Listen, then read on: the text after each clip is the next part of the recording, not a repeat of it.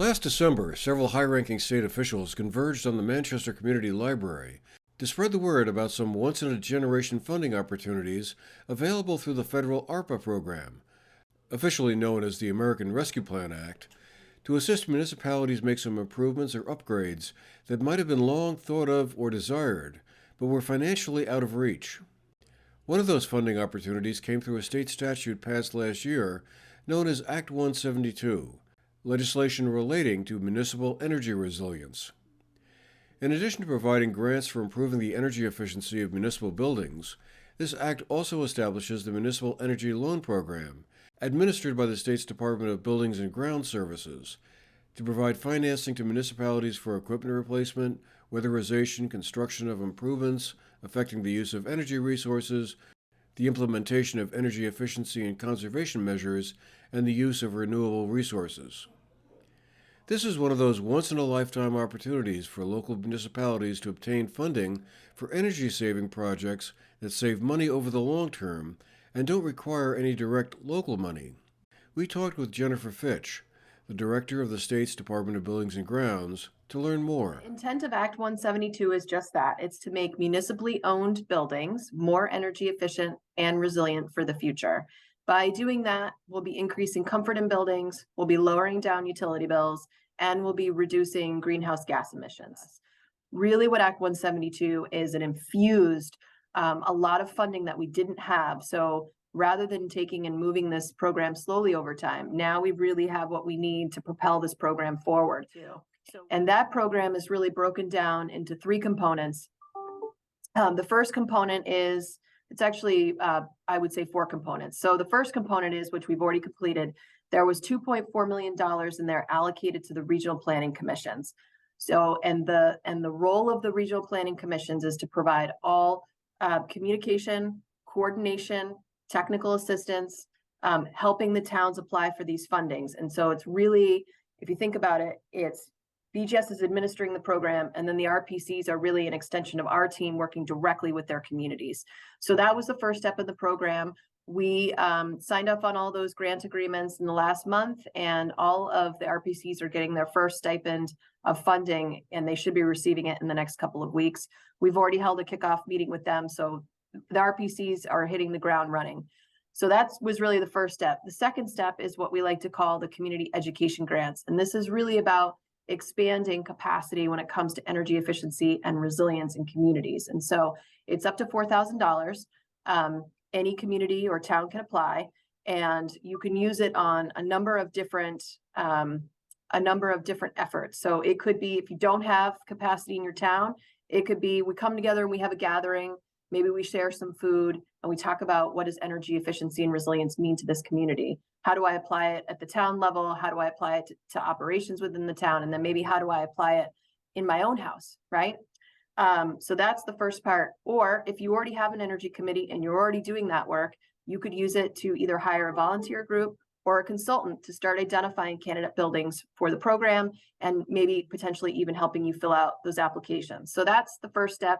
We hope to have that out by town meeting day. We're working very quickly, and we hope to announce that at town meeting day and open up applications. The next step after that is to do the energy audits. So many communities in the era funding about 10 years ago already did energy audits working with Efficiency Vermont, which is great. But if a community has done work within that last 10 years in their municipal building, those energy audits need to be done again, because they won't necessarily represent what it was 10 years ago if you have done work in your building. And so the energy audits will be free. There will be no expenses to the towns. So towns will apply for these energy audits, and we're going to have 2 different types of energy audits. We're going to have one that requires a walk-around audit. So basically, we're putting consultants under contract. We hope to have those contracts executed in the next couple of months. And the walk-around audit will be just that. They'll meet with the town, with the RPC, and they're literally going to walk around the building, and they're going to look at things like windows and doors and boilers and any type of existing heating and air conditioning system. So all of the different things that an energy audit would look at, that's what they're going to do. The second type of audit, which is more rigorous and requires more work on behalf of the town, are what we call an investment grade audit.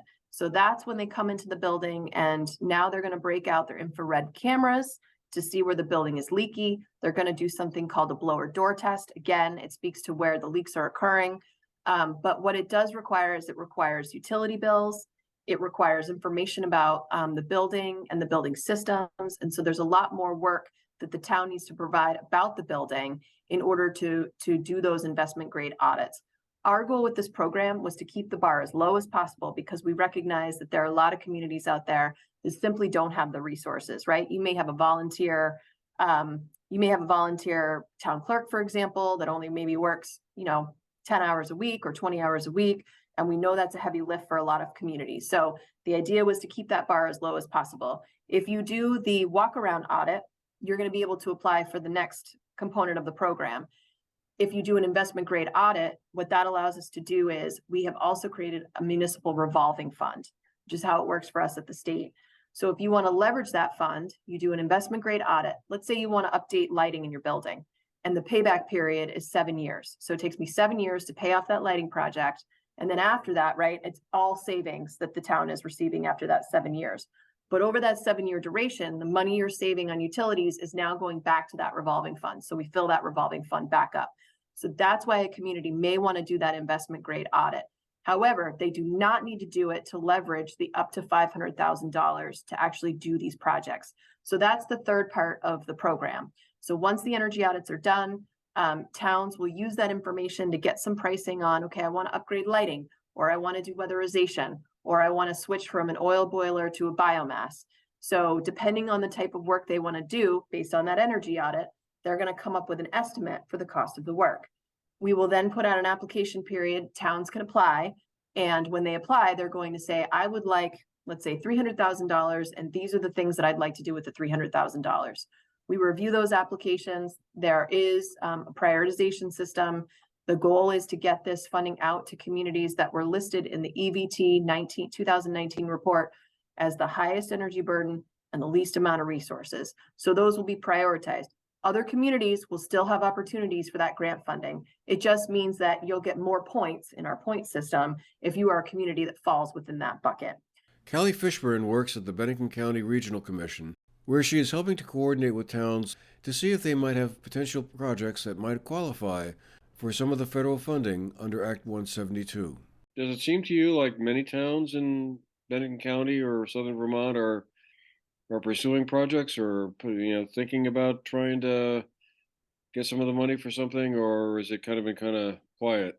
Yeah, so I think that the towns that have municipal energy committees, which is 6 of the towns, are very keyed into this. We're paying attention to the legislation when it was moving through the legislature last session, and have basically been thinking about projects and, strategizing for it and paying very close attention to the program as it progressed since its inception. And, I'm in regular communication with all 6 energy committees, and this is, a primary topic of, interest. Conversation comes up frequently at meetings.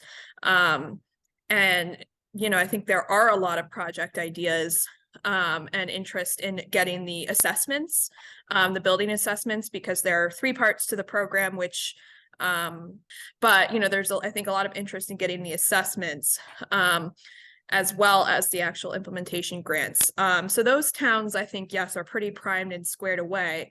And the remaining towns in Bennington County don't have municipal energy committees, but that certainly doesn't mean that there aren't folks interested in, energy efficiency. And I think, this is a great program where there's no local match required, which is common for a lot of grants available to municipalities. So I think this will be really attractive to, all the towns, whether or not they've got, eager, enthusiastic energy committees that have been, keyed into this from the beginning. But I am going to be doing some more focused outreach to the towns that don't have energy committees to make sure that they are just as ready and have the same level of awareness as the towns with energy committees.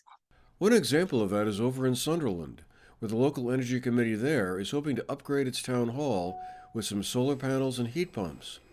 We met up with Jeff Dexter, the head of the town's energy committee there, to hear about what they are hoping to do if they can obtain some of the funding.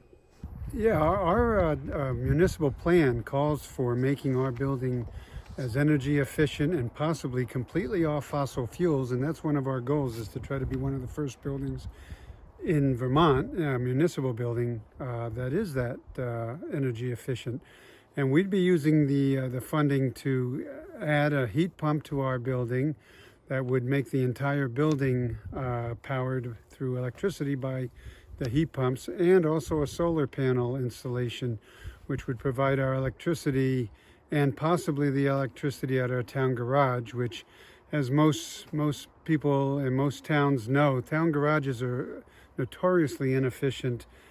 Just the design of the building, the use, the way that it's used, it's a challenge, but we want to see if we can at least knock off some of the energy costs down there, and also save the taxpayers a great deal of money. There's still some time left before the grants will be processed and the money distributed, but towns and energy committees can be figuring out if there's a town hall or a town garage that could be made more energy resilient or comfortable or less costly before all the federal dollars are spoken for. For the GNAT-TV News Project, I'm Andrew McKeever.